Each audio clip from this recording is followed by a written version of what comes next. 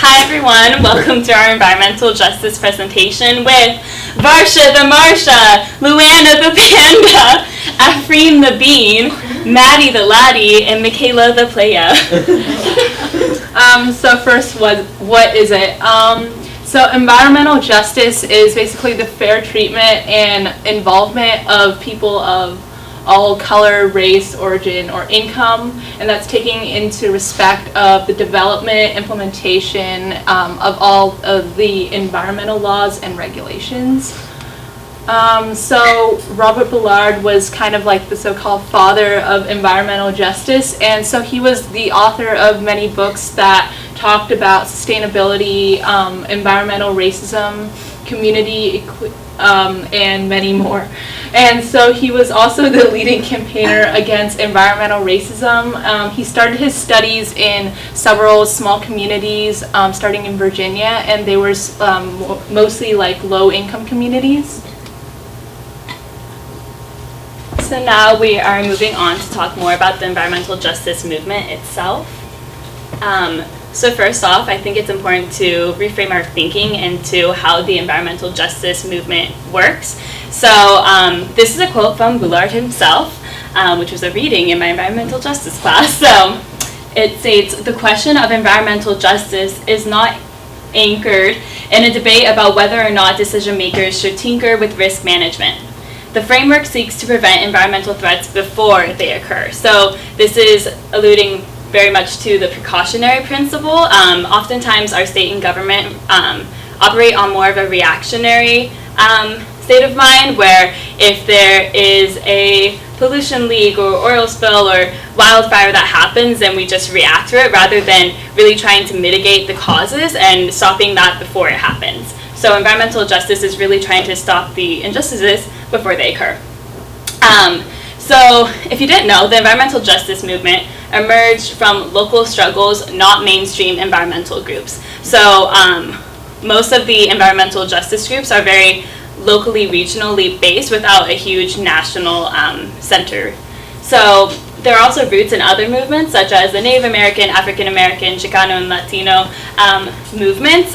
So it really is interdisciplinary and in how it's thinking.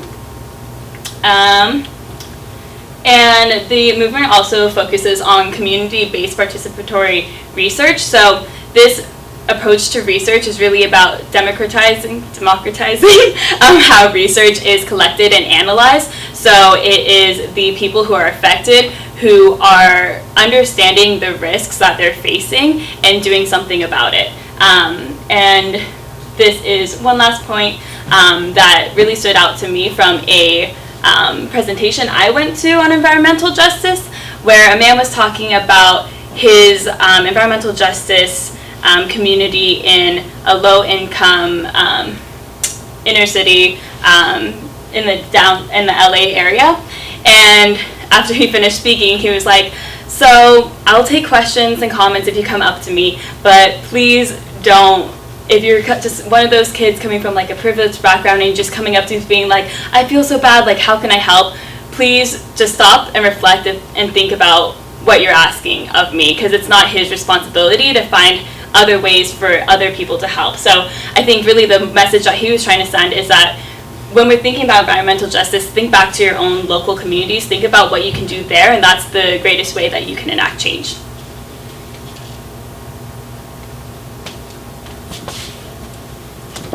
So where it started, so as I said before, it started by individuals, mostly people of color, who saw that they needed change to happen in their own communities. And so they saw that there was a higher percentage of waste dumps in their low-income communities where environmental justice needed to be more prevalent.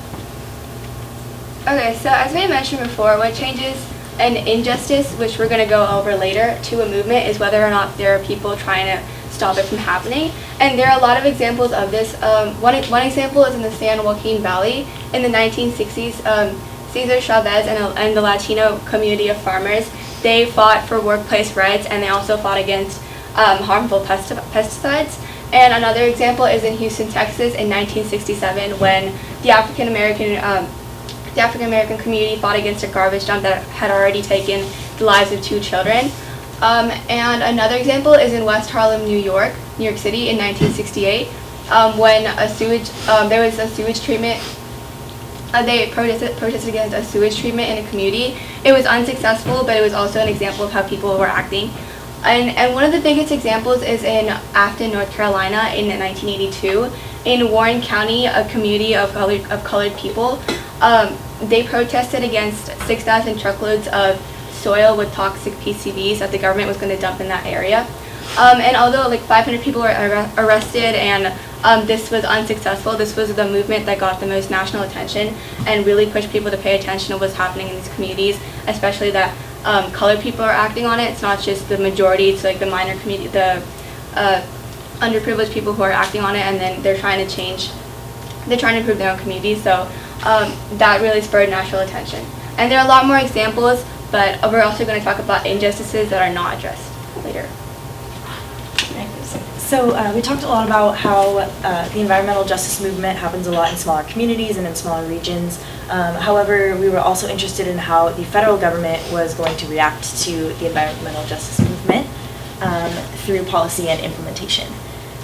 So here's a quote that I found from the Environmental Protection Agency website when they talk about their 2020 Environmental Justice Action Plan. It says, "No segment of the population, regardless of race, color, national origin, or income, as a result of the EPA's policies, programs, and activities, suffers disproportionately from adverse human health or environmental effects, and all people live in clean and sustainable communities." So as you can see, the federal government, through the EPA agency, or through the Environmental Protection Agency, kind of has aligned itself with the environmental justice movement. However, we're going to go through the goals and implementation to see how successful they have been. So through the 2020 Action Agenda is actually what it is, the Environmental Justice Agenda.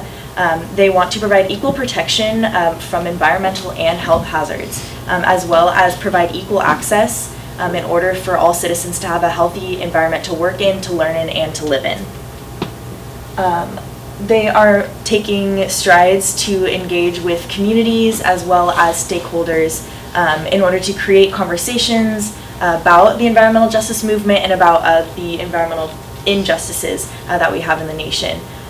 It also supports collaborations. This can be with other corporations as well as tribal collaborations where they meet with Native American tribes, and they also are trying to enhance the opportunity for community engagement. As we can see, has been super successful outside. The federal government also wants to work with states to develop these sets of tools, approaches, best practices, shared expectations. In the action plan, or in the action agenda, we didn't really find a lot of concrete action that has been made. It was just a lot of we're going to use a set of tools and we're going to use these best approaches, when not really specifying exactly what that meant or how that would be successful in the future.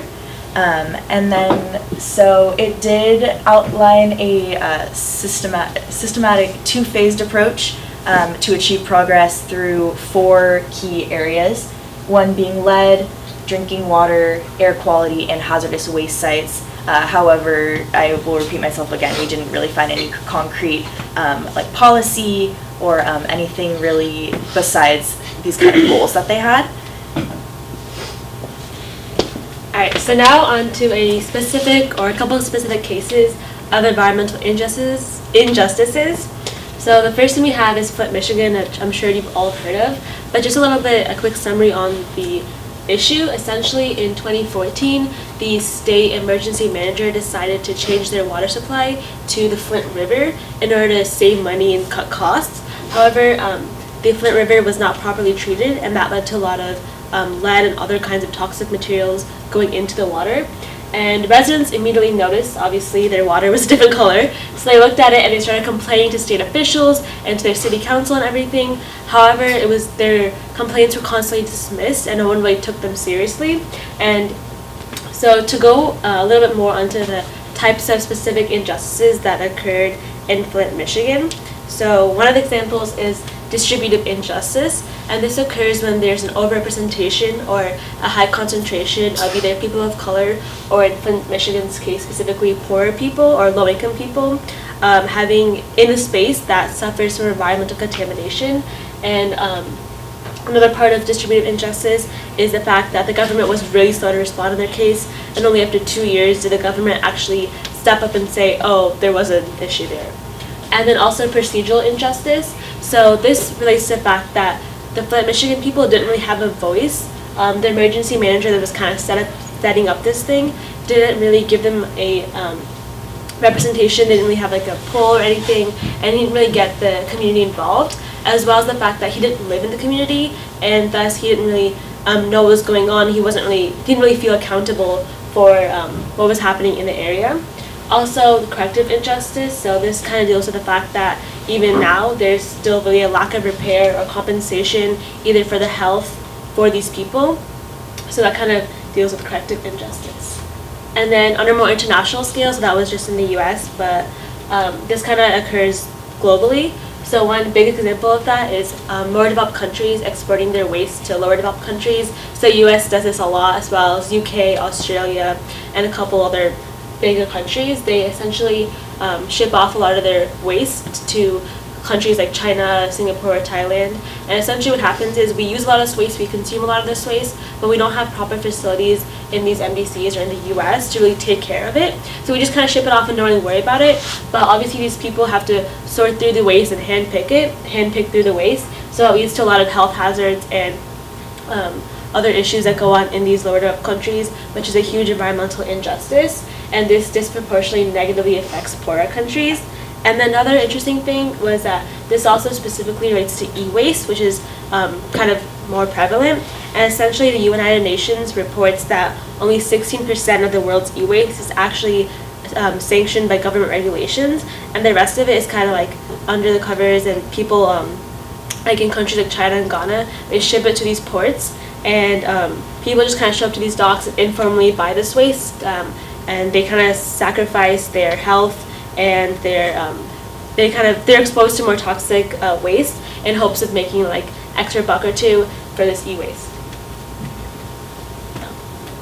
And then these are just two graphs. So this one kind of talks about the national sword. So that kind of implemented in 2018 when essentially China said, we're done taking all of the US's recycled materials that are still contaminated. But as you can tell, even though we dramatically reduced our exports to China, our exports of waste to Thailand shot up by 2,000%. So even though China is doing something, the rest of the Asian countries are still kind of taking our waste and still are facing environmental injustice. Great. So going back to the Environmental Justice 2020 Action Agenda, we just kind of wanted to give you guys some like visuals about what that means and what is included in it. So kind of like all of my lovely ladies said already, the environmental justice movement is very community-based, and something that is going to be more effective for you to fight for your own community instead of going out, like Michaela said that when she saw the speaker.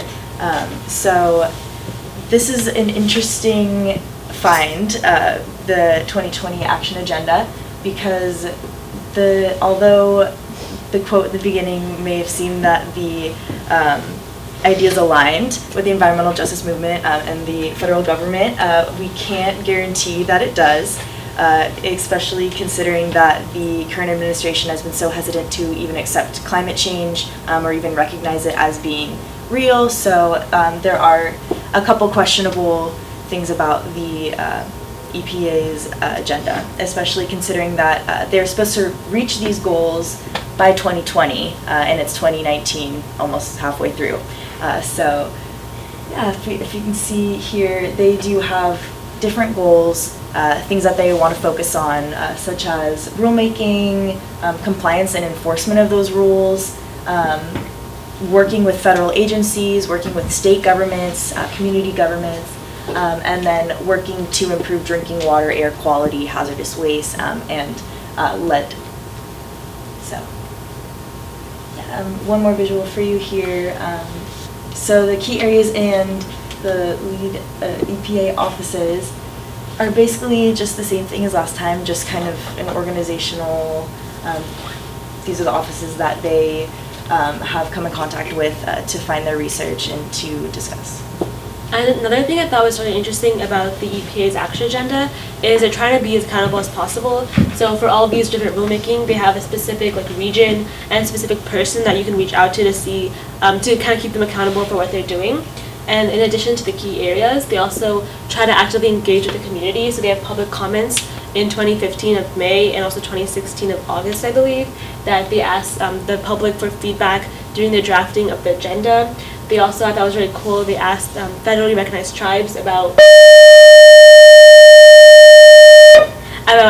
how to incorporate some of their ideas into the action agenda, and they also have public webinars and an email subscribing list. So I thought that was really cool that they were trying to keep themselves accountable, and they also produce annual reports starting from 2017, I believe, all the way to 2020.